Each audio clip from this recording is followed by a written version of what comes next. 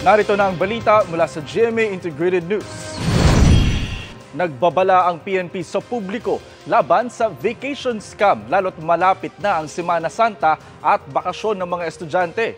Ayon kay PNP spokesperson Police Colonel Jean Fajardo, maging mapanuri at huwag basta-bastang maniniwala sa mga malalaking promo. Sa datos ng PNP Anti-Cybercrime Group, halos nagtriple ang mga naiulat na kaso ng vacation scam mula noong 2021. Mula sa 39 noong 2021, umabot ang vacation scam cases sa lagpas 300 noong nakaraang taon. Para sa mas malaking misyon at mas malawak na paglilingkod sa bayan, ako po si Jonathan Andal ng GMA Integrated News, ang News Authority ng Pilipino.